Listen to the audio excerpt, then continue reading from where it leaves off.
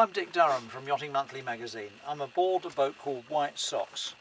She's a Hunter Horizon 273, a bilge keeler, drawing only 3 feet. She's owned by Peter Kine. He's the author of A Sailor's Guide to the Isles of Scilly, and he's going to show us around these fantastic islands. Right out in the Atlantic they are, with little bays hidden away, gems all over the place, and we're really looking forward to it. From the islands, this is Radio Scilly in the sunshine with Hey, Soul Sister and Train. Make sure your hair's parted nicely and you've got your best togs on. You could be on video. Smile.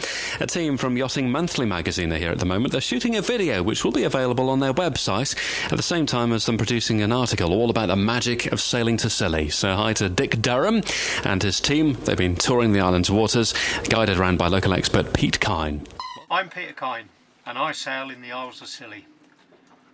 Visiting yachtsmen just need to remember that the waters here are very clear, so you can usually see dangers ahead.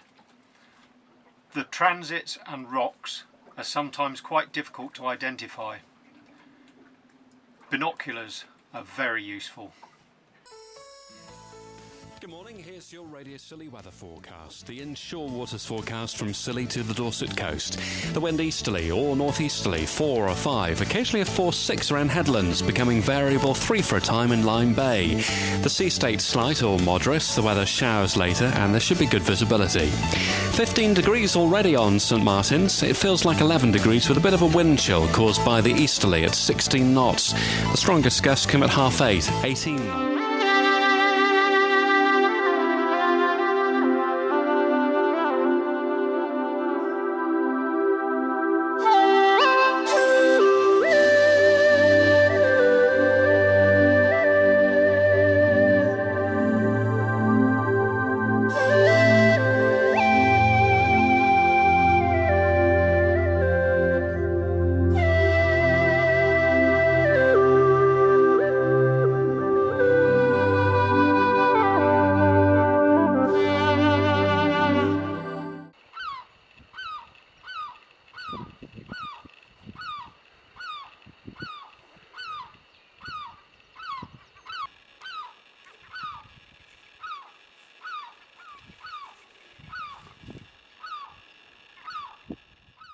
The whole of the Isles of Scilly are like a giant asteroid that's crashed from outer space and splattered rocks everywhere into the Atlantic.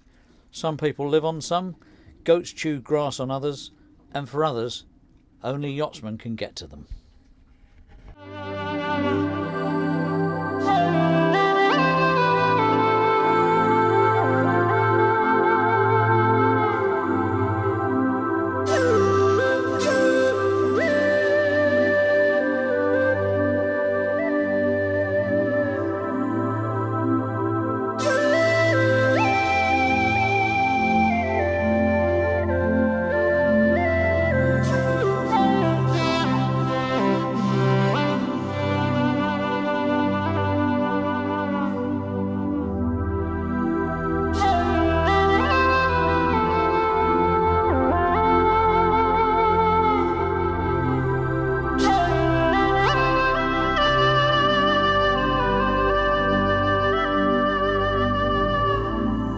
Here we are approaching a lovely little cove, Little Arthur, on the eastern side of the Isles of Scilly.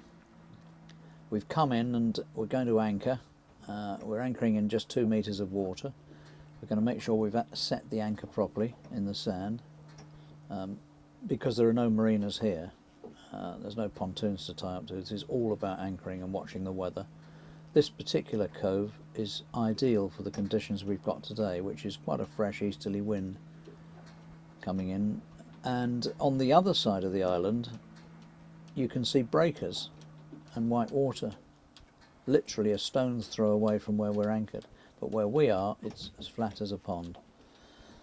You get these little coves to yourself, and we were looking forward to that, although it was delightful to see as we rounded, and because they're so intimate we didn't know until we got there that in fact there was another boat there, a little Drascombe lugger, with a couple of ladies making themselves a cup of tea and fishing. So it was lovely spot, delightful, and there are any number of these throughout the whole of this beautiful archipelago.